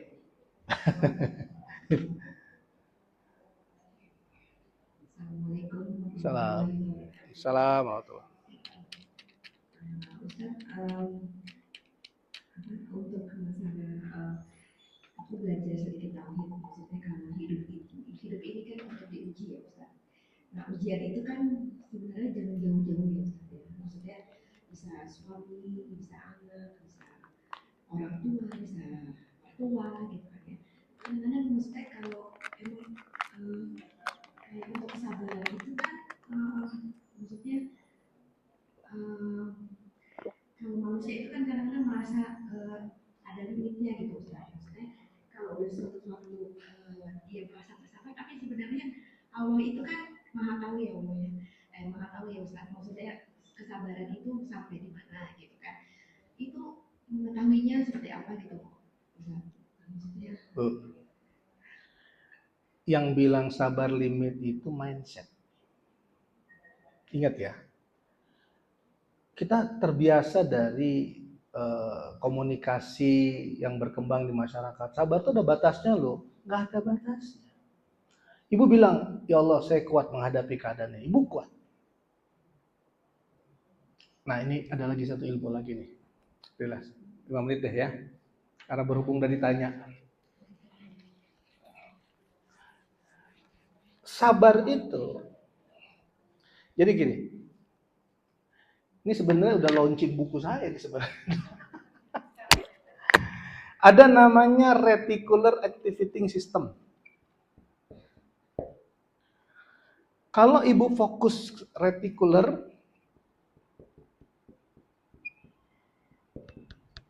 activating system. Nih, kalau ibu bilang sabar itu ada batasnya, ya udah ada batasnya. Di otak kita tuh ada reticular activating system. Aku bahagia, bahagia. Aku kuat. Oh sabar ada batasnya, sabar ada batasnya. Udah ada batas. Nah itu namanya reticular activating system. Kalau fokus si ras ini bahagia, maka akan melahirkan bahagia. Kalau fokus ras ini menderita, sedih, maka muncul sedih. Jadi tergantung ibu menarik apa. Ibu tarik ibu sedih, ya ibu tarik kesedihan, maka ibu akan ketemu orang sedih, ketemu orang ngeluh. Itu namanya reticular activating system. Ibu ketemu orang yang jalannya loyo, ibu ketemu orang yang lemah, karena ibu sudah diciptakan reticular activating system. Ibu mau beli mobil Innova putih, ngomong sama suami, wah pengen banget, udah kesemsem dari kemarin loh beli Innova. Itu di jalan seakan-akan semua mobil Innova putih. Itu dia. Itu reticular activating system tuh. Ibu hamil dulu nih, hamil. Ya Allah, udah mulai tua nih hamil. Itu di jalan kayaknya ngeliat perempuan semua hamil gitu. Itu namanya reticular activating system, RAS. Jadi ibu harus fokus kepada hal-hal yang positif. Bahagia itu tanpa batas, sabar itu tanpa batas, ikhlas itu tanpa batas. Gitu. Mas, hati-hati loh mas, sabar ada batasnya loh mas. Ya, yang membatasi ibu, gak ada sabar ada batasnya itu. Serius.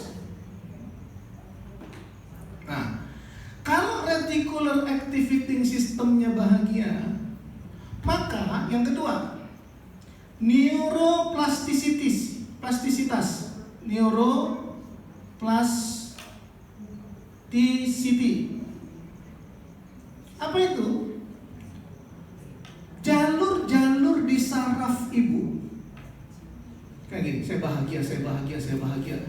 Retikulernya bahagia, rasnya di sini bahagia fokusnya. Maka di sini ada namanya neuroplastisitas atau neuroplasticity. Itu jalur-jalur snap otak, saraf-saraf otak yang jumlahnya puluhan miliar itu membuka jalur-jalur bahagia itu, jalur-jalur adaptasi. Fokusnya bahagia, maka saraf-sarafnya membuka jalur-jalur bahagia. Ibu ketemu orang bahagia, senang dengan pekerjaan yang membuat bahagia, tiba-tiba ketemu suami kok bahagia. Nah, melihat orang yang lagi sedih, sini biar kamu bahagia, sini gitu. Nah, itu namanya neuroplasticity. Makanya jangan berteman sama orang suka ngeluh. Jangan berteman sama orang yang suka minder. Jangan berteman sama orang yang bikin toksik, yang kalau kita datang ke masjid yang ngeluh susahnya aja. Benar. Saya mau cerita biar ibu tahu. Terakhir, biar nggak usah ada pertanyaan lagi ya. Mau kerja. Nih, waktu saya ini nanti resonansi sama frekuensi, tapi ini pengajian yang akan datang aja. Di B-Exchange, ini kesekian kali saya kasih contoh. Dua contoh deh, paling gampang. B-Exchange saya turun dari atas, mau deket Puyo itu ada travel kiri. Wah, saya langsung, Jepang tuh, keren tuh Jepang. Ada gunung Fuji, salju, ada bunga sakura, di banner, standing banner. Saya ajak istri saya ke situ. Enggak ada duit, kata istri saya. Saya bilang kalau ngeliat kan nggak ada urusan sama duit, lihat dulu, duduk dulu. Nggak mau. Nah itu bedanya saya sama istri. Istri itu otaknya otak kiri, saya otak kanan. Ada orang nggak punya otak. Kalau otak kiri itu istri suka nimbang-nimbang. Kalau suami istri dua-duanya nimbang-nimbang, nggak ada yang goal. Pasti ada yang tukang timbang, ada yang tukang memutuskan. Nah kalau saya orangnya frontal, lihat dulu, ketemu dulu. Mbak, istri saya ke kanan akhirnya sama anak, saya ke kiri. Mbak, lihat itu dong, cakep tuh Jepang tuh mbak. Oh iya pak, ini brosurnya. Aduh keren ya mbak. Pak datang pak, nanti ya mbak kalau ada duit ya mbak. Belum ada sekarang, tapi ini keren loh, saya suka. Nah ternyata ketika reticular activating saya aktif, muncul harapan bisa ke sana. Itu namanya neuroplastisitas saya terbuka, jalur sarafnya muncul harapan ke sana. Maka apa yang terjadi? Ternyata saya baru tahu kalau ternyata pada saat itu saya sudah mengundang rahmat Allah. Artinya resonansi saya sudah kuat. Buktinya apa? 2 minggu setelah itu seorang pengacara namanya Berry telepon saya, Ustaz apa? Doa yang kemarin alhamdulillah udah jalan Ustaz, terima kasih ya Ustaz. Ya Ustaz apa? Ustaz berapa orang? 5, istri 1, anak 3. Kenapa Ber? Yang 3 aku tanggung Ustaz liburan ke Jepang. Nah itu. Jadi tuh kayak resonansinya menguat, retikulernya jalan, neuroplastisitasnya membentuk adaptasi fokus. Saya satu lagi ngelihat video Ustadz Nababan lagi live di LA, Los Angeles. Udah cuma lihat aja, aduh keren, aduh pengen deksi dalam hati.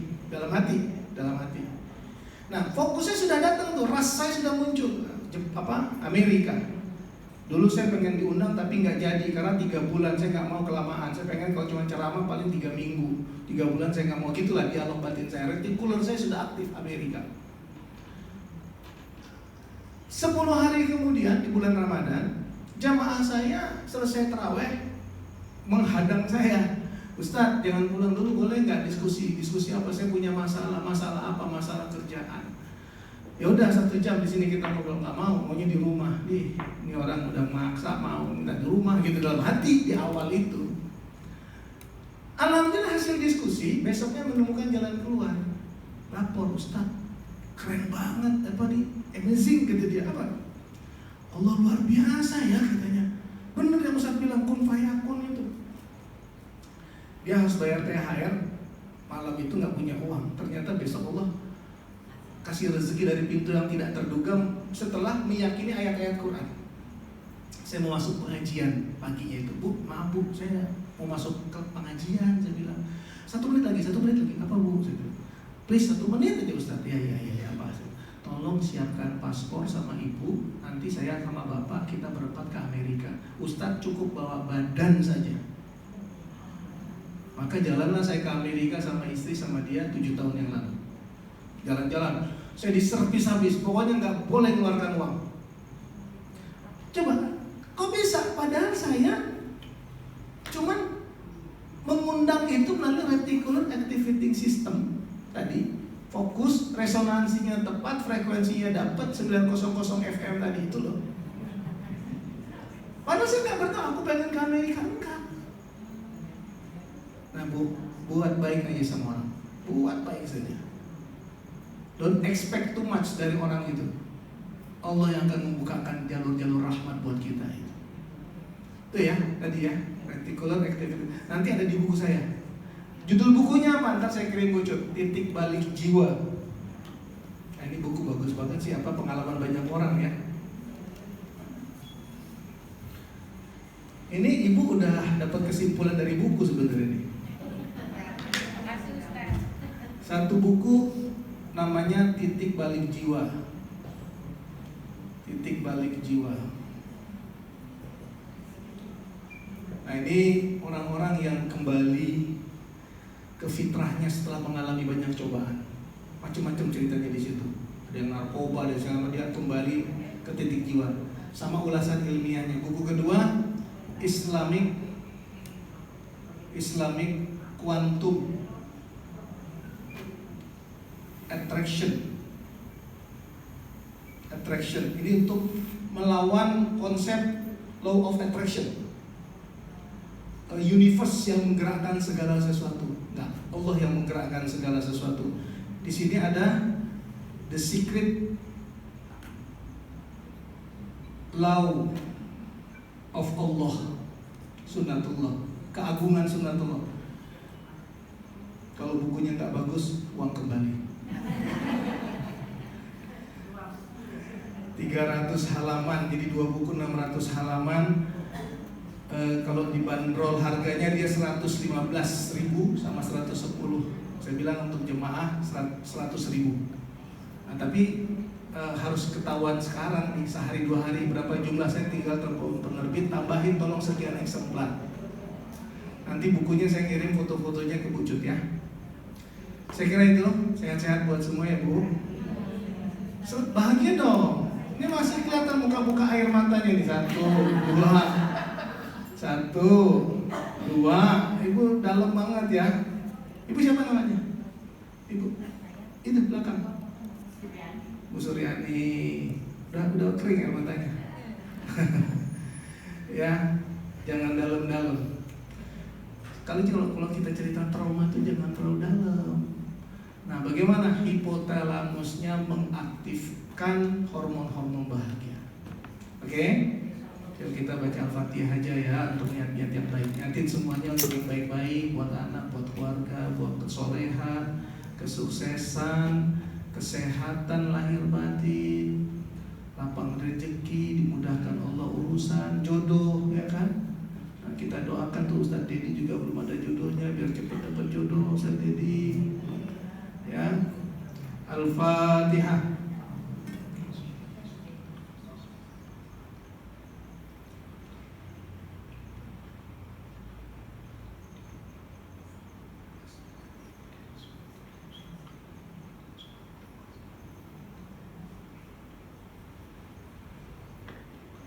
Amin ya Allah ya Rahman ya Rahim ya Mujib as-sa'ilin a'inna ala zikrika wa syukrika wa husni ibadatik. Allahumma ja'alna wa abnaina wa dhurriyyatina minas salihin wasyakirin wal qanitin was sadiqin wal khashiin wal zakirin wa muqimin as-salah bi rahmatika ya arhamar rahimin. Allahumma hafazna wa abnaina wa zurriyatina minan najihin. Allahumma hafazna wa abnaina fa innaka khairul hafizin wa ansurna fa innaka khairun nasirin warhamna fa innaka khairur rahimin bi rahmatika ya arhamar rahimin. Rabbana atina min ladunka rahmatan wa hayyi lana min amrina rasyada. Rabbana atina fid dunya hasanah wa fil akhirati hasanah wa qina adzabannar. Walhamdulillah rabbil alamin. Yang bisa saya sampaikan, sehat-sehat buat semua, Allah ridho kepada kita semua. Kalau bisa pesen buku jangan terlalu lama, mumpung belum dicetak pesanannya. Saya tinggal sweep minta tambah angka berapa ya. Itu saja. Wabillahi taufiq wal hidayah. Assalamualaikum.